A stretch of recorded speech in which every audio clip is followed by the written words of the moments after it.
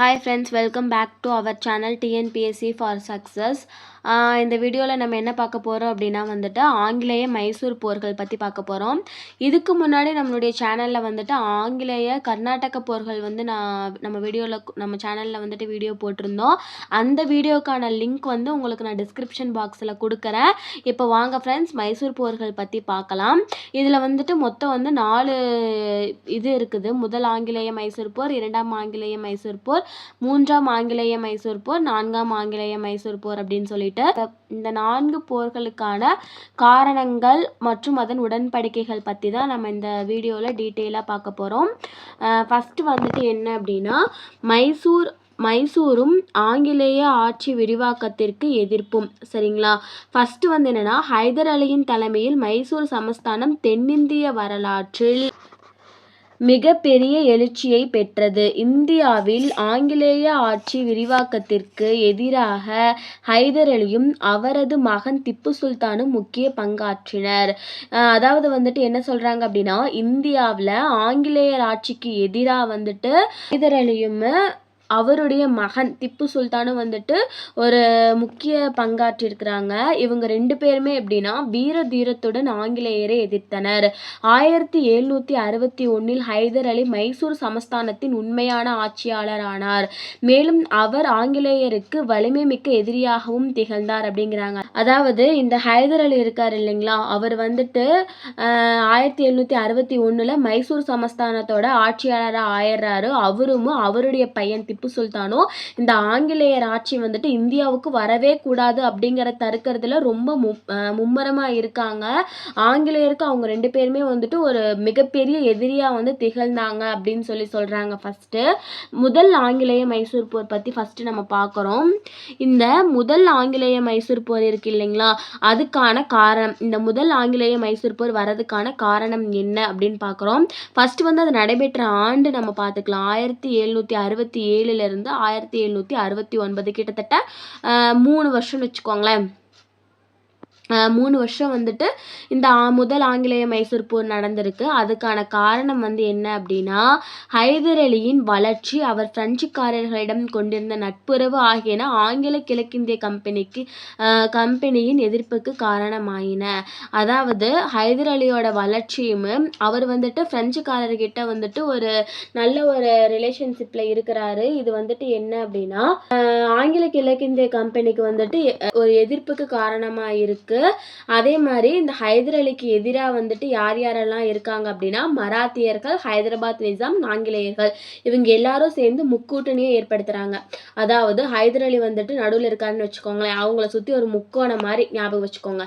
ஒரு பக்கம் மராத்தியர்கள், இன்னொரு பக்கம் ஹைதராபாத் நிஜாம், இன்னொரு பக்கம் ஆங்கிலேயர்கள். இவங்க 3 பேரும் சேர்ந்துட்டு முக்கூட்டணியை ஏற்படுத்துறாங்க. காரணங்கள் பார்த்தோம். போரின் போக்கு நம்ம பார்க்க போகிறோம். தளபதி ஜோசப் ஸ்மித் தலைமையிலான ஆங்கில படை உதவியுடன் ஹைதராபாத் நிஜாம் 1767 மைசூர் மீது படையெடுத்தார். ஆங்கில படையை ஹைதர் அலி தோற்கடித்து மங்களூரை கைப்பற்றினார். அதாவது தளபதி ஜோசப் ஸ்மித் தலைமையிலான ஆங்கில படை உதவியோட ஹைதராபாத் நிஜாம் 1767 மைசூர் மீது படையெடுக்கிறாரு. அந்த போரில் ஹைதர் அலி ஆங்கிலேயரை தோற்கடிச்சு மங்களூரை கைப்பற்றிடுறாரு. சரிங்களா? அப்புறம் அதுக்கு அடுத்தது 1769 மார்ச் மாதம் ஹைதர் அலி மதராஸ் மீது படையெடுத்தார். கிட்டத்தட்ட ஒரு 2 வருஷத்துக்கு அப்புறமா மதராஸ் மீது ஹைதர் அலி படையெடுத்தார். இதனால் ஆங்கிலேயர்கள் 1769 ஏப்ரல் 4 அவரிடம் ஒரு உடன்படிக்கை செய்து கொண்டனர். யாரிடம் அப்படின்னா, நம்ம ஹைதர் அலி கிட்ட ஒரு உடன்படிக்கை செய்யறாங்க. அந்த உடன்படிக்கை என்ன அப்படின்னா, மதராஸ் உடன்படிக்கை. சரிங்களா? 1769 போரின் முடிவில் மதராஸ் உடன்படிக்கை செய்து கொள்ளப்பட்டது. அதன்படி போருக்கு முன்னர் இருந்த பகுதிகளை இரு தரப்பினரும் திரும்ப பெற்றனர். மற்ற நாடு தாக்கும் பட்சத்தில் ஒருவருக்கொருவர் உதவி செய்து கொள்வது என உறுதி கொள்ளப்பட்டது அப்படிங்கிறாங்க. அதாவது இது எந்த உடன்படிக்கையில் முடிவாகுது அப்படின்னா, மதராஸ் உடன்படிக்கை இதில் வந்து என்ன அப்படின்னா 2 பேருமே முன்னாடி வந்து தனக்கு என்ன பகுதிகள் இருக்கோ அந்தந்த பகுதிகளை வந்துட்டு அவங்களே வச்சுக்கிட்டாங்க. மற்ற நாடுகள் ஏதாவது தாக்குது அப்படின்னா அந்த நேரத்தில் வந்து ஒருத்தவங்களுக்கு ஒருத்தவங்க உதவி செஞ்சுக்கணும் அப்படின்னு சொல்லிட்டு ஒரு உறுதியை வந்து எடுத்துக்கிட்டாங்க. இதனால வந்துட்டு இந்த முதல் ஆங்கிலேய மைசூர் போர் வந்து முடிவுக்கு வந்தது. அதுக்கு அடுத்தது பாருங்க, இரண்டாம் ஆங்கிலேய மைசூர் போர் வந்துட்டு 1780 இருந்து 1784 கிட்டத்தட்ட 4 வருஷம் வந்துட்டு நடக்குது. 1700 இதுக்கான காரணங்கள் ஃபர்ஸ்ட் பார்த்துக்கலாம். 1769 செய்து கொள்ளப்பட்ட உடன்படிக்கையை ஆங்கிலேயர்கள் நிறைவேற்ற தவறினர். அதாவது இந்த 1769 நடந்த உடன்படிக்கை தான் அந்த மதராஸ் உடன்படிக்கை. அதில் அதாவது வந்து அதில் ஏற்படுத்தி கொட்ட அந்த தீர்மானங்களை வந்துட்டு இவங்க வந்துட்டு நிறைவேற தவறிட்டாங்க. யார் அப்படின்னா ஆங்கிலேயர்கள். சரிங்களா?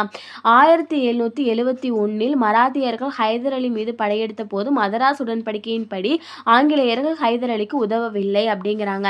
அதாவது இந்த மதராஸ் உடன்படிக்கை என்னன்னா, மற்ற எதிரிகள் யாராவது தாக்குனாங்க அப்படின்னா வந்துட்டு நம்ம வந்து ஒரு ஃப்ரெண்ட்ஸ் மாதிரி இருந்து ஹெல்ப் பண்ணிக்கலாம் அப்படின்னு சொல்லி தான் அந்த உடன்படிக்கையில முடிவெடுத்தாங்க. ஆனால் அந்த முதல் மைசூர் போரில் நடந்த உடன்படிக்கை படி வந்துட்டு இந்த ஆங்கிலேயர்கள் நடந்துக்கல. சரிங்களா? அவங்க வந்து ஹைதர் அலிக்கு உதவலை. மராத்தியர்கள் வந்து ஹைதர் அலி மீது வந்துட்டு போர் புரியுறாங்க அப்படிங்கும்போது இந்த ஆங்கிலேயர்கள் வந்து ஹைதர் அலிக்கு உதவி செய்யலை. ஹைதர் அலியின் ஆட்சிக்குட்பட்ட பிரெஞ்சு குடியேற்ற பகுதியான மாஹியை ஆங்கிலேயர்கள் கைப்பற்றினர். அதாவது இந்த ஹைதர் அலி வந்துட்டு அவருடைய ஆட்சிக்குள்ளே இருக்கக்கூடிய பகுதி மாஹியை வந்துட்டு ஆங்கிலேயர்கள் வந்து கைப்பற்றிடுறாங்க. இந்த நிகழ்வு இருக்கு இல்லைங்களா, இந்த மாஹியை கைப்பற்றக்கூடிய அந்த நிகழ்வு ஆங்கிலேயருக்கு எதிராக ஹைதர் அலி, ஹைதராபாத் நிஜாம், மராத்தியர்கள் ஆகியோர் முக்கூட்டணியை உருவாக்கியது அப்படிங்கிறாங்க. அதாவது இங்கே யார் முக்கூட்டணி அமைக்கிறாங்க அப்படின்னா ஹைதர் அலி, ஹைதராபாத் நிஜாம், மராத்தியர்கள். இந்த ஃபர்ஸ்ட் வந்துட்டு ஆங்கிலேயர்கள் இருந்தாங்க ஹைதர் அலிக்கு பதிலாக. இப்போ இந்த ஆங்கிலேயர்கள் செஞ்ச அந்த ஒரு காரணம் இவங்க 3 பேரும் வந்துட்டு ஒரு கூட்டணியாக உருவாகிறதுக்கு வந்துட்டு காரணமாக இருக்கு. போரின் போக்கு. இந்த போரில் என்ன நடந்துச்சு அப்படிங்கிறது தான் போரின் போக்கு. 1781 ஆங்கிலேய படைத்தளபதி சர் அயர்கூட் ஹைதர் அலியை பரங்கிப்பேட்டை என்ற இடத்தில் தோற்கடித்தார் அப்படிங்கிறாங்க. யார் அப்படின்னா ஆங்கிலேய படைத்தளபதி சர் அயர்கூட். அவர் வந்துட்டு பரங்கிப்பேட்டையில் ஹைதர் அலியை தோற்கடிச்சிடுறாரு. மேலும் மைசூர் படைகள் சோளிங்கர் என்ற பகுதியிலும் தோல்வியை தழுவியது. போரின் போது புற்றுநோயால் பாதிக்கப்பட்ட ஹைதர் அலி 1782 இறந்தார். அதாவது இந்த போர் நடந்துட்டு இருக்கும் போது வந்துட்டு அந்த ஹைதர் அலி வந்து அவர் புற்றுநோயால் பாதிக்கப்பட்டிருந்தார். ஸோ அந்த காரணத்தினால அவர் வந்து இறந்துட்டார். அதுக்கப்புறமா அவருடைய பையன் இருக்கார் இல்லைங்களா, திப்பு சுல்தான், அவர் வந்துட்டு ஆங்கிலேயருக்கு எதிராக வந்து தன்னுடைய போரை வந்து ஆரம்பிக்கிறாரு. 1783 திப்பு ஆங்கிலேய படைத்தளபதியான பிரிகேடியர் மேத்யூஸ் மற்றும் அவரது படை வீரர்களையும் கைது செய்தார். அதாவது வந்துட்டு ஆங்கில படைத்தளபதியும் அவங்களுடைய படை வீரர்களையும் வந்துட்டு திப்பு சுல்தான் வந்து கைது செய்யறாரு. இது வந்து பின்னாளில் திப்புவுக்கு பின்னடைவை ஏற்படுத்தியது அப்படிங்கிறாங்க. மங்களூர் உடன்படிக்கை. அதாவது வந்துட்டு இந்த உடன்படிக்கையில் தான் இந்த இரண்டாவது ஆங்கிலேய மைசூர் போர் வந்து முடிவுக்கு வருது. இந்த உடன்படிக்கை என்னன்னு நம்ம பார்க்க போகிறோம். 1784 மார்ச் 7 ஆங்கிலேயருக்கும் திப்பு சுல்தானுக்கும் இடையே உடன்படிக்கை கையெழுத்தானது அப்படிங்கிறாங்க.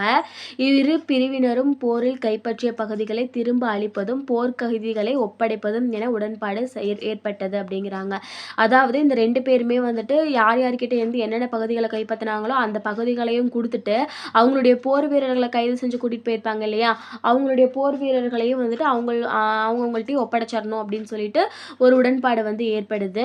இதன் மூலம் கவர்னர் ஜெனரல் வாரன் ஹேஸ்டிங்ஸ் புதிதாக உருவாக்கப்பட்ட பிரிட்டிஷ் ஆதிக்கத்தை வலிமை மிக்க எதிரிகளான மராத்தியர்கள் மற்றும் ஹைதர் அலியின் இருந்து பாதுகாத்து கொண்டார். இச்சமயத்தில் அமெரிக்காவில் தங்கள் குடியேற்றங்களை பிரிட்டன் இழந்த போதிலும் வாரன் ஹேஸ்டிங்ஸ் எதையும் இந்தியாவில் இழக்கவில்லை. மாறாக இந்தியாவில் ஆங்கிலேய ஆட்சி பகுதிகளை ஒருங்கிணைத்தார் அப்படின்னு சொல்றாங்க. அதாவது வந்துட்டு இதில் ரொம்ப முக்கியமானது இந்த மங்களூர் உடன்படிக்கை தான். சரிங்களா? உடன்படிக்கை வந்துட்டு இந்த இரண்டாவது ஆங்கிலேய மைசூர் போருக்கு வந்துட்டு முடிவடைகிறதுக்கு காரணமாக இருந்திருக்குது. இரண்டாவது ஆங்கிலேய மைசூர் போர் முடிவடைந்த ஆண்டு 1784. சரிங்களா? இது வரைக்கும் புரிஞ்சுதுங்களா? மூன்றாவது ஆங்கிலேய மைசூர் போர் 1790 92 வரைக்கும் கிட்டத்தட்ட 2 ஆண்டுகள் மட்டும்தான். இதற்கான காரணம் வந்து என்ன அப்படின்னா மங்களூர் உடன்படிக்கைக்கு பின் ஆங்கிலேயருக்கு எதிராக வெளிநாடுகளுடன் கூட்டணி அமைக்கும் பொருட்டு பிரான்ஸ் மற்றும் துருக்கி ஆகிய நாடுகளுக்கு திப்பு சுல்தான் தன்னுடைய தூதுவர்களை அனுப்பினார் அப்படிங்கிறாங்க.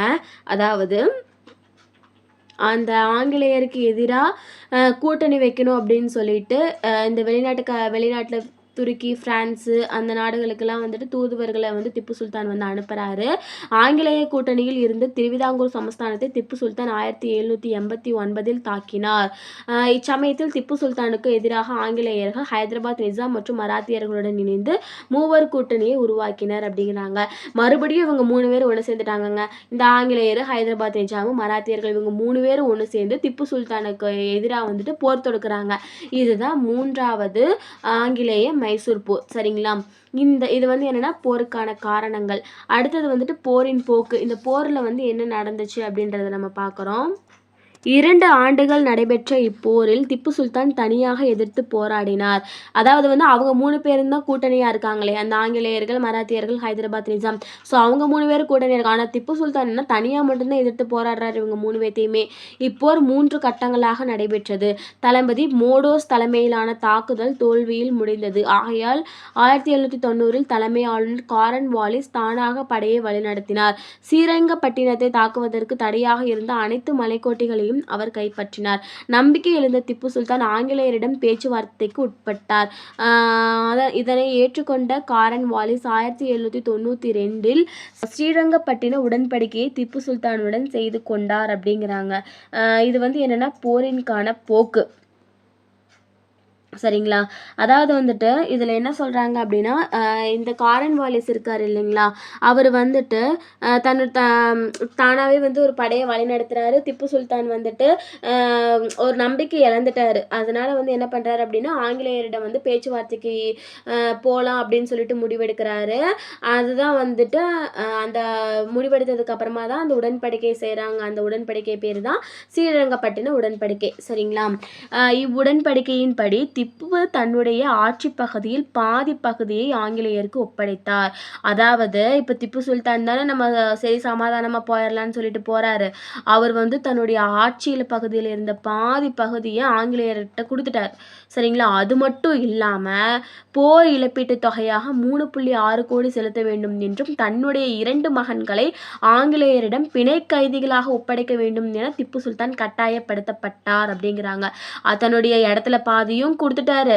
அதே மாதிரி போர் இழப்பீட்டு தொகையும் கிட்டத்தட்ட ஒரு 3.5 கோடிக்கு பக்கம் அவர் கொடுத்துருக்கிறாரு.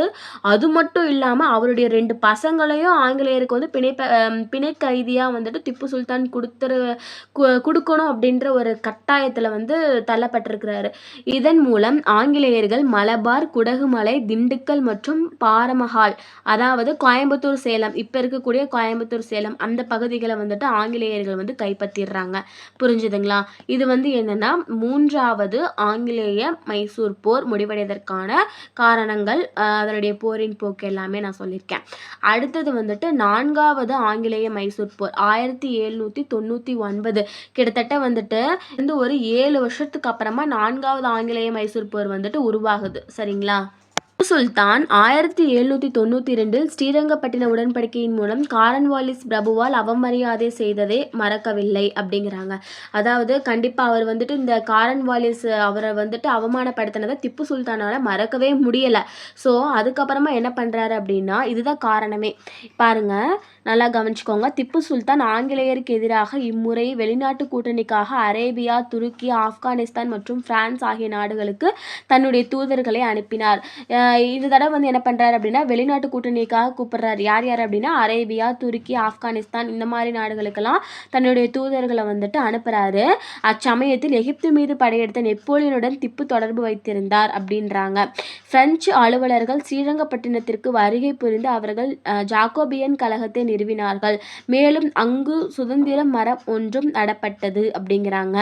இந்த போரின் போக்கு இதில் என்ன நடந்துச்சு அப்படின்னா, 1799 வெல்லஸ்லி பிரபு திப்புவின் மீது போர் தொடுத்தார். இது குறுகிய காலத்தில் நடந்த கடுமையான போராக இருந்தது.